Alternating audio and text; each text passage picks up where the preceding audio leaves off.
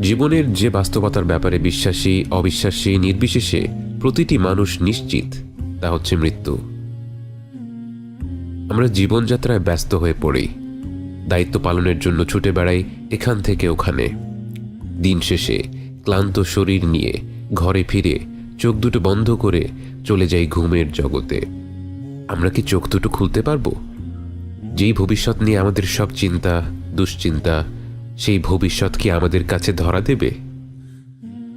একদিন পরিবারের কোনো সদস্য বা কাছের কোনো মানুষ চোখ বন্ধ করে দিল, আর খুলতে পারল না। আপনি হতভম্ব হয়ে গেলেন, যেন বিশ্বাসই হচ্ছে না সে মানুষটা সত্যি সত্যি চিরতরে আপনার কাছ থেকে চলে গেছে। অন্তরটা যেন অবশ হয়ে গিয়েছে। মরদেহটাকে গোসল করানো হলো, দাফন করা হলো। যে মানুষটিকে নাম ধরে ডাকতেন, বাবা বলতেন, মা বলতেন, কত আদরের নাম ধরে ডাকতেন, সেই মানুষটাকে আজ সবাই লাশ বলে সম্বোধন করছে। লাশ কাঁধে নিয়ে আপনি হাঁটা দিলেন কবরস্থানের পানে। কবর খোঁড়া হয়ে গিয়েছে। লাশ কবরে নামানোর জন্য কজন মিলে কবরে নেমে পড়লেন।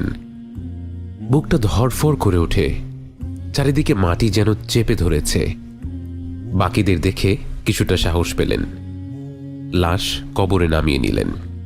এবার আপন সেই মানুষটিকে সেই অন্ধকার গর্তে রেখে আপনার উঠে আসার পালা। নিজ হাতে মাটি নিয়ে সেই মানুষটির উপর ফেললেন। সাদা কাফনে মাটি পড়তে থাকে পড়তে থাকে। দেখতে দেখতে কবর ভরপুর হয়ে যায়। কারো কারো চোখে জল। আপনি সেখানে দাঁড়িয়ে আছেন, আপনার মুখ শুকিয়ে গেছে।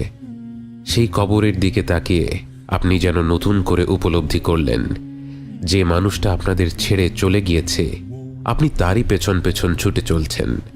তিনি যেই জগতে প্রবেশ করেছেন, আপনি না চাইলেও আপনাকে সেই জগতেই শীঘ্রই প্রবেশ করতে হবে।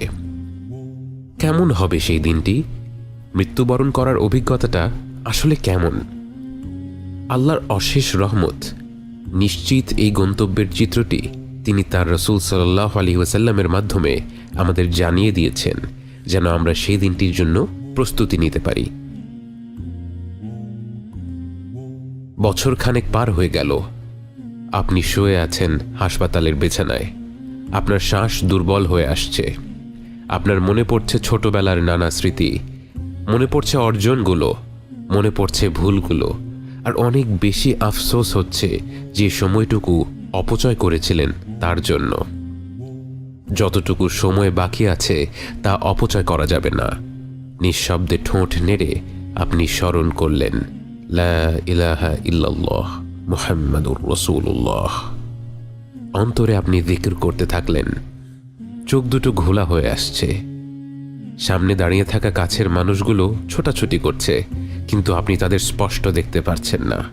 বরং চোখের কোণে এক অদ্ভুত আলো ধীরে ধীরে পরিষ্কার হতে লাগলো। কি সুন্দর সেই আলো, মনোরম, চোখ জুড়িয়ে যাচ্ছে। এই আলো ওরা আগে জ্বেলে দিল না কেন? ধীরে ধীরে আপনার নাকে ভেসে আসলো এক নতুন ঘ্রাণ। এটা কি ফুলের ঘ্রাণ, নাকি কোনো সুগন্ধি?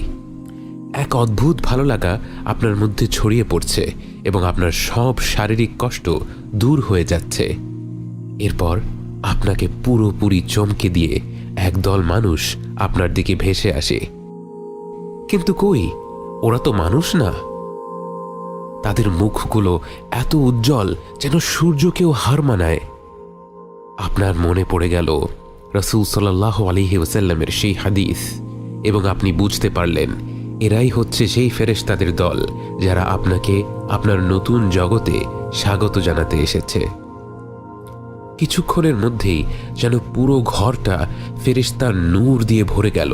আপনি যেদিকেই তাকাচ্ছেন শুধু অগণিত ফেরেশতা ছাড়া আর কিছুই দেখতে পাচ্ছেন না। এরপর একজন ফেরেশতা আপনার একদম কাছে এগিয়ে আসে। আপনি বুঝতে পারেন তিনিই হচ্ছেন মালাকুল মউত, মৃত্যুর ফেরেশতা। তিনি আপনার মাথার কাছে এসে অত্যন্ত শ্রদ্ধা ভরা কণ্ঠে বলেন, হে পবিত্র আত্মা, আল্লাহর ক্ষমার জগতে, আল্লাহর সন্তুষ্টির জগতে বেরিয়ে আসো। আপনি যেন এই আহ্বানের অপেক্ষাই করছিলেন জন্ম থেকে। আপনি এত দ্রুত, এত সহজে দেহ থেকে বেরিয়ে এলেন যেন এক পাত্র থেকে আরেকটি পাত্রে পানি ঢালা হলো। এবং ফেরেশতাদের উচ্ছ্বাস দেখে আপনার মনে পড়ে গেল আপনার সন্তান জন্ম হওয়ার সময়টির কথা। যখন শিশুটি জন্ম নিয়েছিল, প্রতিটি মানুষের চোখ মুখ ভরা ছিল উচ্ছ্বাস আর ভালোবাসা। সবাই তাকে কোলে নেওয়ার জন্য ব্যস্ত হয়ে গিয়েছিল। আজ আপনি যখন আপনার দেহ থেকে বেরিয়ে এলেন, সব ফেরেশতারা যেন ঠিক সেরকমই উচ্ছ্বাসিত। আপনাকে কোলে নেওয়ার জন্য তারা প্রতিযোগিতা করতে লাগলো। তারা আপনাকে এক স্বর্গীয় কাপড়ে আবরণ করে অপূর্ব সুন্দর সুগন্ধি লাগিয়ে দিয়ে আপনাকে নিয়ে চলল আসমানের পানে। আপনি যেন আলোর বেগে আকাশ পাড়ি দিতে লাগলেন। আপনাকে ঘিরে রয়েছে অগণিত ফেরেশতা।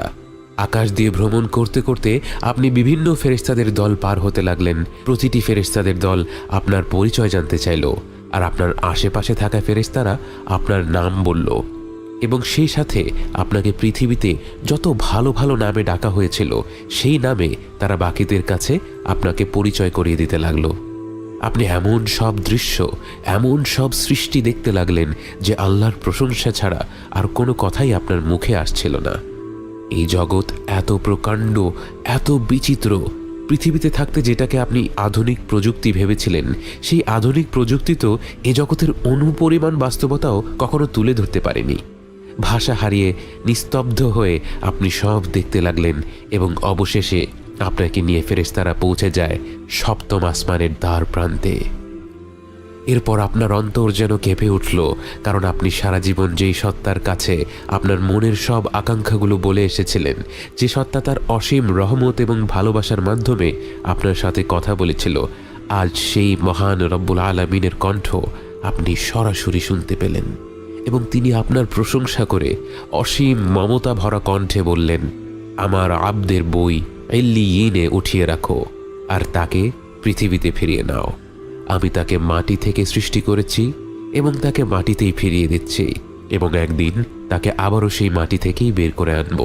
আল্লাহর কণ্ঠ শুনে আপনার মতো পাপী বান্দার প্রতি তার যে দয়া এবং ভালোবাসা সুস্পষ্ট প্রকাশ পেল, তা শুনে আপনার পুরো সত্তা যেন অপার উল্লাসে আলোকিত হয়ে উঠল। ফেরেশতারা আপনাকে আবার পৃথিবীতে ফিরিয়ে নিতে লাগলো, কিন্তু আপনি যেন আপনার রবের সেই মায়া ভরা কণ্ঠ ছাড়া আর কিছু নিয়েই ভাবতে পারছেন না। অবশেষে আপনি ফিরে এলেন দুনিয়াতে এবং দেখলেন আপনার মরদেহ ততক্ষণে কবরে শুইয়ে দেয়া হয়েছে। আপনাকেও সেই কবরেই ফিরিয়ে দেয়া হলো। আনন্দময় যাত্রা শেষে এবার কবরের জীবনের বাস্তবতা নিয়ে ভাবতে লাগলেন আপনি কতটা সৌভাগ্যবান, আপনার রব কতটা দয়াশীল, যার রহমত ছাড়া এমন আনন্দের অভিজ্ঞতা কখনোই সম্ভব হতো না। আপনার মনে পড়ে গেল আপনার হাবিব সাল্লাল্লাহু আলাইহি ওয়াসাল্লামের সেই হাদিসটি, এবং আপনার মনে পড়ে গেল আজ আপনি ঈমান নিয়ে মৃত্যুবরণ না করলে আপনার পরিণতি কেমন হতো। অবিশ্বাসী হয়ে মৃত্যুবরণ করলে আপনার কাছে মালাকুল মাউত এবং তার সাথীরা আসত ভয়ঙ্কর রূপে। তাদের দেখা মাত্র আপনি তাদের থেকে দূরে পালিয়ে যেতে চাইতেন, কিন্তু পালানোর কোনো সুযোগ তখন থাকতো না। মালাকুল মাউত এগিয়ে আসতো আপনার কাছে এবং ঘৃণা ভরা কণ্ঠে বলতো, বের হয়ে আয় হে অশুভ আত্মা, এই অশুভ শরীর থেকে বের হয়ে আয়, তোর জন্য শাস্তি অপেক্ষা করছে। এবং এমন ভয়ানক কণ্ঠ হতো যে সে শাস্তির কথা না বললেও আপনার আত্মা বের হতে চাইতো না। আপনার মৃতপ্রায় শরীরকে আঁকড়ে ধরে রাখত, এবং তখন মালাকুল মাউত এমনভাবে আপনার আত্মাটাকে টেনে হিঁচড়ে শরীর থেকে বের করত, যেমনটা ঘন কাঁটাযুক্ত ডালের ভেতর দিয়ে তুলো বের করে আনা হলে হয়। এবং আপনার আত্মা বের হয়ে আসার সাথে সাথে বাকি ফেরেশতারাও আপনাকে ধিক্কার জানাতে থাকতো। আপনাকে নিয়ে আসমান পাড়ি দেওয়ার সময় যখন প্রথম আসমানের দ্বার প্রান্তে পৌঁছতেন, সেই আসমান আপনার জন্য খুলে দেয়া হতো না, এবং আপনি প্রথমবার আল্লাহর কণ্ঠ শুনতে পেতেন, কিন্তু সেই কণ্ঠ হতো রাগান্বিত এক কণ্ঠ, এবং তিনি বলতেন, ওর বই সিজ্জিনে নামিয়ে রাখো। এবং এরপর আপনাকে সেই প্রথম আসমানের দ্বার প্রান্ত থেকে ছুঁড়ে ফেলা হতো আপনার কবরের দিকে। সেই ভয়ঙ্কর পরিণতি আপনার হয়নি। কৃতজ্ঞতায় আপনার অন্তরটা ভরে যায়। আপনি কবরের ভেতর থেকে শুনতে পান আপনার কাছের মানুষেরা মাটি দেয়া শেষ করে ধীরে ধীরে চলে যায়।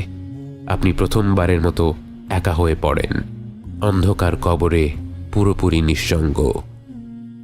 এবং তখনই আপনাকে উঠিয়ে বসানো হয় এবং আপনার সাথে সাক্ষাৎ করতে আসে দেখতে ভয়ঙ্কর দুজন ফেরেশতা। তাদের দেখে ভয় লাগলেও আপনি জানতেন মুনকার আর নাকির আসবেই।